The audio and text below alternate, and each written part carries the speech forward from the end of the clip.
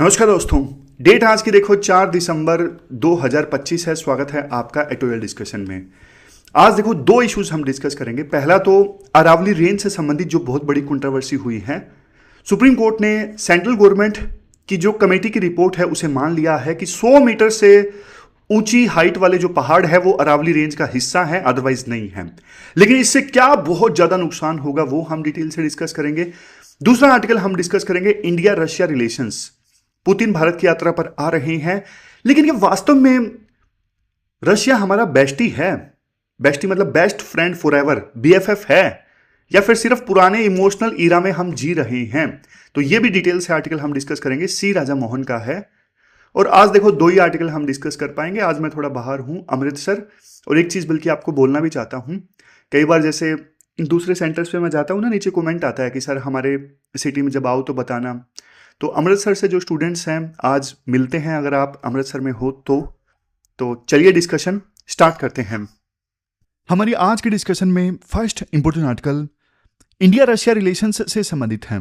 Context देखो ये है, रशिया के राष्ट्रपति पुतिन ना 4 सालों के बाद इंडिया की यात्रा पर आ रहे हैं। तो ये जो विजिट है ना, ये देखो वर्ल्ड पॉलिटिक्स का ना एक टर्निंग पॉइंट साबित हो सकता है, ऐसा सी राजा मोहन बोलते हैं। इंडियन एक्सप्रेस में उन्होंने आर्टिकल लिखा है। तो इस आर्टिकल में ना हम बहुत सारी चीजें डिस्कस करेंगे। जैसे सबसे पहले, क्या रशिया सच में हमारा बेस्ट फ्रेंड फॉरएवर है, जिसकी हम अक्सर बात करते हैं। और इसके बाद हम ये भी डिस्कस करेंगे, देखो रशिया और इंडिया के बीच में डिफेंस रिलेशंस तो अच्छे हैं, लेकिन जब हम इकोनॉमी की बात करते हैं ना, तो इकोनॉमी का मतलब सिर्फ डिफेंस नहीं होता। डिफेंस के आगे भी दुनिया है, ऐसा राइटर बोलते हैं। फिर हम चाइना फैक्टर भी डिस्कस करेंगे इंडिया रशिया रिलेशंस में। और लास्ट में इंडिया को अपनी पॉलिसी कैसे डिफाइन करनी चाहिए रशिया के संदर्भ में, वो भी हम डिस्कस करेंगे। राइटर के सजेशंस क्या हैं। सबसे पहले BFF मिथ, मतलब बेस्ट फ्रेंड फॉरएवर मिथ। हम देखो बचपन से ये सुनते आ रहे हैं कि रशिया जो है इंडिया का सबसे पुराना दोस्त है। सबके जहन में 1971 का वार याद होता है। उससे पहले हमारी यूएसएसआर के साथ में फ्रेंडशिप ट्रीटी साइन हुई थी, और उस ट्रीटी ने रोल प्ले किया था पाकिस्तान के अगेंस्ट युद्ध जीतने में। लेकिन देखो सी राजा मोहन बोलते हैं आज की दुनिया अलग है।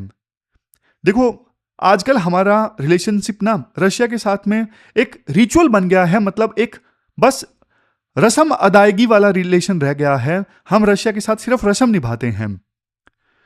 आप प्रॉब्लम देखिए, इंडिया रशिया के बीच में जो रिश्ता है ना, वो सरकार से सरकार तक का रिश्ता है, गवर्नमेंट टू गवर्नमेंट रिश्ता है। लेकिन आप इंडिया का प्राइवेट सेक्टर देखिए, जैसे टाटा, अंबानी, अदानी, ये जो हमारी बड़ी बड़ी कंपनीज है ना, वो रशिया में हार्डली मौजूद हैं।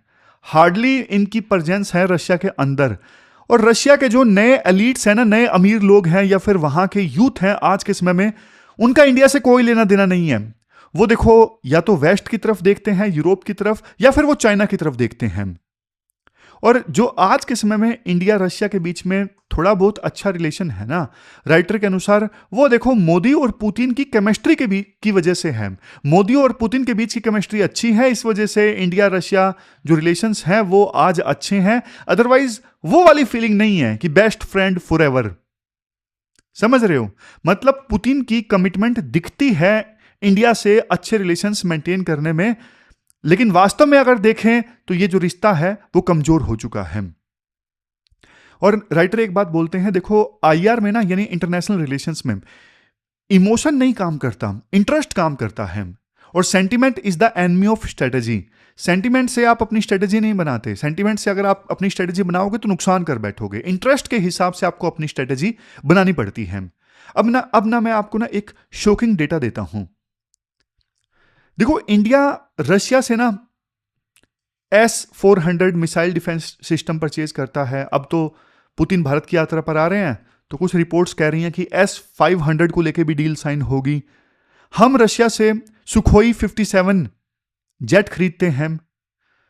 हम कुडनकुलम, जो एक जगह है ना कुडनकुलम, वहां पे न्यूक्लियर रिएक्टर बना रहे हैं रशिया की मदद से। डिस्काउंटेड ऑयल हम रशिया से परचेज कर रहे हैं। लेकिन इसके आगे क्या, बस इतना ही। आपको एक चीज पता है कि इंडिया रशिया को कितना एक्सपोर्ट करता है? सिर्फ $5 बिलियन का जो माल है इंडिया रशिया को एक्सपोर्ट करता है। जबकि हमारा पड़ोसी देश है ना बांग्लादेश, इंडिया बांग्लादेश को जानते हो कितना एक्सपोर्ट करता है? $11 बिलियन का जो माल है हम बांग्लादेश को एक्सपोर्ट करते हैं। तो वैल्यू आप समझ जाइए, बांग्लादेश की वैल्यू 2 गुना से ज्यादा है एज कंपेरिजन टू रशिया, अगर एक्सपोर्ट की हम बात करें। रशिया देखो 2.5 ट्रिलियन डॉलर्स की इकोनॉमी है, $2.5 ट्रिलियन की इकोनॉमी है, और हमारा जो ट्रेड है रशिया के साथ में कितना, सिर्फ पीनट्स के समान। देखो सिर्फ डिफेंस खरीदने से रिश्ता स्ट्रेटेजिक नहीं बनता। आवश्यकता क्या है? कॉमर्शियल रिलेशनशिप स्ट्रांग होनी चाहिए, टेक्नोलॉजिकल रिलेशनशिप स्ट्रांग होनी चाहिए, साइंटिफिक पार्टनरशिप मजबूत होनी चाहिए। तो सी राजा मोहन ये बोलते हैं, देखो इकोनॉमिक फाउंडेशन के बिना ना, जो बार बार ये बात बोली जाती है ना मल्टीपोलैरिटी, ये सिर्फ एक रिटोरिक लगता है, इससे ज्यादा और कुछ नहीं। और देखो पुतिन जो है ना, ऐसे वक्त आ रहे हैं इंडिया की यात्रा पर जब देखो यूक्रेन में पीस इस्टैब्लिश करने को लेके ना एफर्ट्स तेज हो गए हैं। क्योंकि देखो 4 साल हो गए यूक्रेन में वार स्टार्ट हुए, 4 साल हो गए। वेस्ट को समझ में आ चुका है कि रशिया को देखो बॉर्डर पर हराना आसान नहीं है, इसलिए वेस्ट जो है अब रशिया से डील करने को तैयार है यूक्रेन में शांति स्टैब्लिश करने के लिए। इवन यूक्रेन के जो राष्ट्रपति है ज़ेलेंस्की, पहले वो बड़ी बड़ी बातें बोलते थे कि जस्ट पीस आनी चाहिए, हमारे साथ इंसाफ होना चाहिए, लेकिन अब वो भी ठंडे पड़ चुके हैं। वो भी अब डिग्निफाइड पीस की बात कर रहे हैं, मतलब कम से कम ऐसी पीस आ जाए कि हमारी डिग्निटी बची रहे, हमारी इज्जत बची रहे। मतलब अब वो भी कॉम्प्रोमाइज करने को तैयार हैं, रशिया से डील करने को तैयार हैं। और रशिया भी देखो वेस्ट से ना हमेशा नहीं लड़ना चाहता। रशिया को भी 2-3 चीजें चाहिए, जैसे उसे G8 में जगह चाहिए। पहले G8 से रशिया को निकाल दिया गया था, लेकिन अब रशिया चाहता है हमें ना G8 में फिर से जगह मिले। रशिया को चाहिए कि यूरोप में सिक्योरिटी ऑर्डर में उसका से होना चाहिए, मतलब उसकी बात सुनी जानी चाहिए यूरोप के सिक्योरिटी इश्यूज में, यह रशिया चाहता है। और यहां पे देखो डोनाल्ड ट्रंप का रोल भी बहुत बड़ा है। ट्रंप के जो एनवॉयज हैं, ट्रंप के जो दूत हैं, जैसे स्टीव विटकोफ और उनके सन इन लॉ कुशनर, वो मॉस्को में है अभी फिलहाल रशिया से डील करने के लिए, ताकि यूक्रेन वार को खत्म किया जा सके। और यहां पे देखो बहुत इंटरेस्टिंग ट्विस्ट है, इसे आप ध्यान से समझिएगा। बाइडेन और ट्रंप की अप्रोच में ना काफी फर्क है। ट्रंप से पहले जो बाइडेन राष्ट्रपति थे ना यूएस के, बाइडेन ने बोला कि इंडिया रशिया से तेल परचेज करे। बाइडेन ने कभी यह नहीं बोला कि इंडिया रशिया से पूरी तरह से रिश्ता तोड़ दे। लेकिन ट्रंप ने आते ही इंडिया पर ना 25% टैरिफ लगा दिया, रीजन कि इंडिया रशिया से तेल परचेज कर रहा है। लेकिन देखो ट्रंप जो है वो एंटी रशिया नहीं है। ट्रंप जो है वो एंटी रशिया नहीं है। राइटर बोलते हैं ट्रंप जो है वर्ल्ड वार सेकेंड के बाद में बल्कि अभी तक के सबसे ज्यादा प्रो रशियन प्रेसिडेंट हैं। तो जब ट्रंप इतने ज्यादा प्रो रशियन प्रेसिडेंट हैं, तो वो इंडिया के ऊपर टैरिफ क्यों लगा रहे हैं रशिया से ट्रेड करने पर? तो इसका जवाब राइटर देते हैं, देखो ट्रंप है बिजनेसमैन। ट्रंप क्या है? ट्रंप है बिजनेसमैन। वो चाहते हैं कि रशिया के रिसोर्सेज का हम फायदा उठाएं, इंडिया ना फायदा उठाए। वो रशिया के रिसोर्सेज पर ज्यादा एक्सेस चाहते हैं, तभी वो इंडिया को पेनलाइज कर रहे हैं, समझे? और देखो आज के समय में ना यूरोप भी डर रहा है। यूरोप के ना अभी 2 मेजर डर हैं। पहला डर यूरोप का यह है कि रशिया हमारे ऊपर ना हमला ना कर दे। पहला डर यह है यूरोप का कि रशिया हमारे ऊपर हमला ना कर दे। और दूसरा डर यूरोप का यह है कि ट्रंप उन्हें अकेला ना छोड़ दे रशिया से डील करने के लिए। मतलब ऐसा ना हो कि खुद तो अमेरिका रशिया से अपने फायदे की डील कर दे और हमें अकेला छोड़ दे, ऐसा नहीं होना चाहिए। तो ये यूरोप के ना 2 मेन डर हैं। यूरोप भी चाहता है कि पीस हो, लेकिन यूरोप ये नहीं चाहता कि ऐसी पीस आए जो पुतिन और ट्रंप दोनों मिलकर हम पे थोप दें। यूरोप कहता है कि जो यूक्रेन में पीस आए ना, उसमें हमारा भी से होना चाहिए, हमारी बात भी सुनी जानी चाहिए, समझ रहे हो? मतलब पीस हमारे ऊपर ना थोपी ना जाए, ये यूरोप के डर हैं। फिर देखो यहां पे इंडिया का क्या एंगल है। इंडिया का एंगल देखो ये है कि ना जब ना यूक्रेन वार चल रहा है ना, इसकी वजह से ना इंडिया यूएस और रशिया के बीच में ना बैलेंस नहीं कर पाता। रशिया बोलता है या तो देखो आप रशिया के पास जाओ या हमारे पास आओ। इंडिया को बैलेंस करने में दिक्कत आती है। लेकिन इन दोनों की ही दोस्ती हो गई तो फिर यूएस हमें नहीं बोलेगा कि रशिया से आप तेल परचेज करना बंद करो, रशिया से डिफेंस सिस्टम परचेज करना बंद करो, फिर यूएस हमें नहीं बोलेगा, क्योंकि दोनों के बीच में अगर दोस्ती हो जाती है तो। और देखो एक चीज ये भी हुई है, यूक्रेन वार के कारण ना रशिया जो है वो चाइना की गोद में जाके बैठ गया है और चाइना हमारा दुश्मन है। ये सिचुएशन पूरी तरह से हमारे खिलाफ है, रशिया और चाइना का नेक्सस। लेकिन मान लीजिए यूक्रेन वार में पीस आ जाती है तो ये जो रशिया चाइना का जो नेक्सस है वो कमजोर होगा और हमारा जो स्ट्रेटेजिक स्पेस है ना बढ़ेगा। तो लास्ट में ना सी राजा मोहन कंक्लूड करते हैं, देखो हमें ना रशिया से, अब पुतिन चूंकि आ रहे हैं 4 सालों के बाद में इंडिया की यात्रा पर, 2000 में जब पुतिन आए थे ना तो उस समय हमने अपॉर्चुनिटी मिस कर दी थी। अब 25 साल बाद, मतलब यूं नहीं कि एक बार फिर से आ रहे हैं, 25 सालों में वो कई बार आए हैं, लेकिन राइटर बस ऐसे बोल देते हैं कि 2000 में आए थे तो उस समय अपॉर्चुनिटी का फायदा नहीं उठाया था। अब 2025 में पुतिन आए हैं तो हमें अपॉर्चुनिटी का फायदा उठाना चाहिए। हमें रशिया से सिर्फ हथियार नहीं परचेज करने, हमें रशिया को सामान भी बेचना है। अगर कल को देखो पीस आती है तो यूक्रेन और रशिया दोनों में कंस्ट्रक्शन होगा, भारी कंस्ट्रक्शन होगा, क्योंकि युद्ध की वजह से बहुत तबाही हुई है। तो इंडिया को वहां पे कॉन्ट्रैक्ट्स लेने होंगे, तो इस सिलसिले में हमें पुतिन से कमिटमेंट चाहिए। फिर नेक्स्ट, डिफेंस और न्यूक्लियर रिएक्टर से आगे बढ़कर हमें देखो टेक्नोलॉजी और साइंस के दूसरे एरियाज में रशिया के साथ में पार्टनरशिप स्टैब्लिश करनी पड़ेगी। और नेक्स्ट, इंडिया को देखो यूएस, यूरोप और रशिया तीनों के साथ में रिश्ते मजबूत रखने होंगे। 2022 में यह इंपॉसिबल लगता था, लेकिन आज ये मुमकिन है। तो लास्ट में राइटर बोलते हैं, देखो पुतिन की ये जो विजिट है ना इंडिया में, ये पुरानी दोस्ती निभाने के लिए नहीं है, ये इंडिया के पास में एक मौका है कोर्स करेक्शन का, मतलब अपनी पॉलिसी को चेंज करने का। हमें रशिया चाहिए, पर देखो एक कमजोर और चाइना डिपेंडेंट रशिया हमें नहीं चाहिए। हमें एक इंडिपेंडेंट रशिया चाहिए जो यूरोप और अमेरिका से बात करता है। तो ये पूरा आर्टिकल हमने डिस्कस किया, चलते हैं आगे। इसके बाद नेक्स्ट जो आर्टिकल है वो है बैटल फॉर अरावलीज। आप ना सिलेबस में जीएस पेपर 3 इन्वायरमेंट से इस आर्टिकल को रिलेट कर सकते हो। देखो ये जो आर्टिकल है ना, ये दिल्ली एनसीआर के सर्वाइवल से भी जुड़ा है। आप एक बात बताओ, दिल्ली एनसीआर में इतना ज्यादा पोल्यूशन क्यों है? आप बोलोगे सर गाड़ियों से धुआं निकलता है और स्टबल बर्निंग। बिल्कुल सही, देखो ये तो रीजंस हैं, लेकिन एक रीजन दिल्ली एनसीआर में इतने ज्यादा पोल्यूशन का ये भी है कि हमने ना अपनी शील्ड को तोड़ दिया है। हमारा जो कवच है वो हमने तोड़ दिया है, और वो शील्ड है अरावली रेंज। तो इस आर्टिकल में ना हम ये सारी चीजें डिस्कस करेंगे कि कंटेक्स्ट क्या है, हिस्ट्री, कोर इशू क्या है, साइंटिफिक डिबेट, क्रिटिकल एनालिसिस, सब डिटेल से डिस्कस करेंगे। पहले ना इस पूरे आर्टिकल का जो कंटेक्स्ट है वो मैं आपको क्लियर कर देता हूं। अभी ना हाल ही में सुप्रीम कोर्ट ने ना सेंट्रल गवर्नमेंट की कमेटी द्वारा दी गई अरावली हिल्स और अरावली रेंज की डेफिनेशन को ना एक्सेप्ट कर लिया है।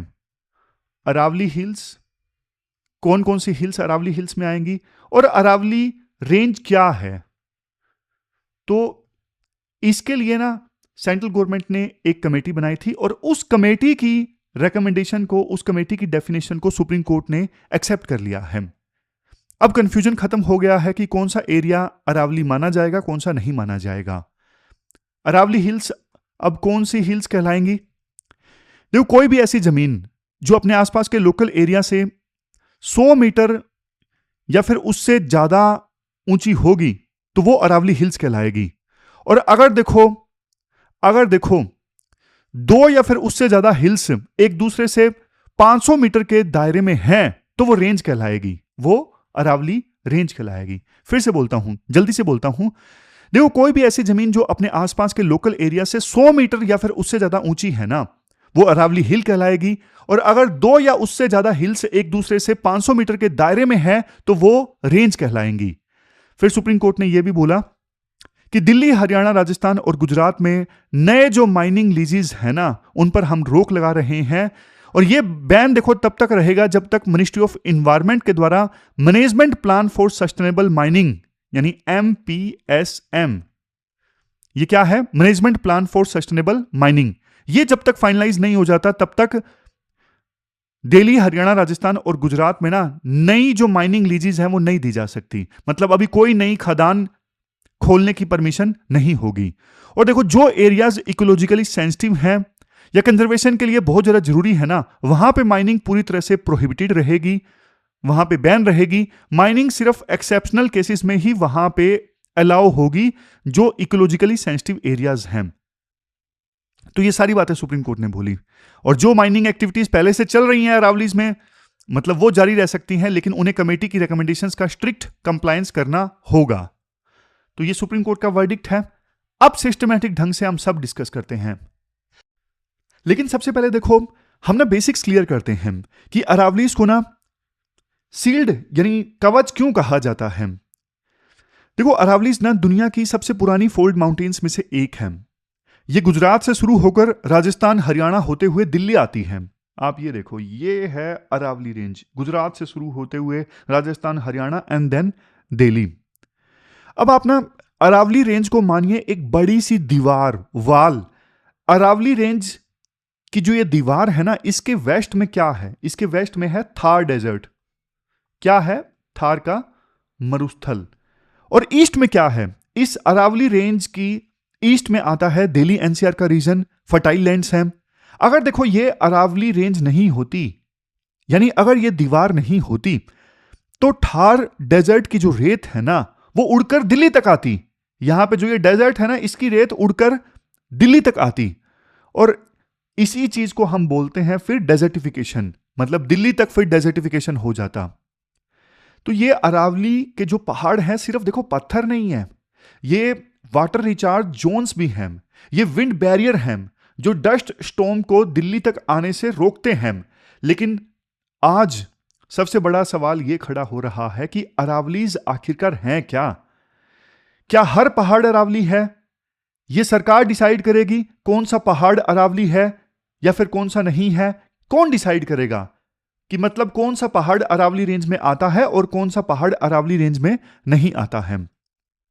तो देखो ये पूरी कहानी हम समझते हैं कि कैसे डिसाइड होता है कि कौन सा पहाड़ अरावली रेंज का हिस्सा है और कौन सा पार्ट नहीं है। कहानी की शुरुआत होती है 1991 से। उस वक्त ना फरीदाबाद में ना, दिल्ली के पास में एक शहर है हरियाणा में, फरीदाबाद, वहां पे ना माइनिंग बहुत ज्यादा पीक पर थी। बड़े बड़े बिल्डर्स पहाड़ों पर हिल होम्स बेच रहे थे, मतलब नेचर को बेचने की तैयारी थी उस समय। 1991 की यह बात है। फिर देखो 1992 में ना एक टर्निंग पॉइंट आता है। इन्वायरमेंट मिनिस्ट्री ने ना उस समय एक नोटिफिकेशन निकाला। उन्होंने गुड़गांव और अलवर में माइनिंग और कंस्ट्रक्शन पे बैन लगा दिया। लेकिन आप ध्यान दीजिएगा, गुड़गांव और अलवर में माइनिंग पे बैन लगाया था, कंस्ट्रक्शन पे बैन लगाया था, लेकिन फरीदाबाद को छोड़ दिया, फरीदाबाद को एग्जेम्पशन दे दी। क्यों? क्योंकि देखो फरीदाबाद की जो माइनिंग लॉबी थी ना वो बहुत ज्यादा पावरफुल थी। लेकिन फिर एंट्री होती है 2002 में सुप्रीम कोर्ट की। सुप्रीम कोर्ट ने देखो लगातार ऑर्डर दिए और माइनिंग वहां पे बैन कर दी। कोर्ट ने ये बोला हमें देखो डेफिनेशन से मतलब नहीं है, हमें पहाड़ बचाना है, सीधी सी बात है। लेकिन सरकार ने ना चोर दरवाजे ढूंढे। माइनिंग माफिया और बिल्डर्स ने ना 3 बहाने बनाए चोर दरवाजा ढूंढने के लिए, ताकि जो माइनिंग वगैरह है वो चलती रहे। तो ना क्या बहाने बनाए जो माइनिंग माफिया थे या फिर बिल्डर थे? उन्होंने 3 बहाने बनाए। सबसे पहला जो बहाना था वो ये था रेवेन्यू रिकॉर्ड से संबंधित, कि रेवेन्यू रिकॉर्ड्स में ना अरावली लिखा ही नहीं हुआ है। रेवेन्यू रिकॉर्ड्स में अरावली के बारे में कुछ नहीं लिखा गया है, तो मतलब पता कैसे लगेगा कौन सा पहाड़ अरावली का हिस्सा है, कौन सा नहीं है।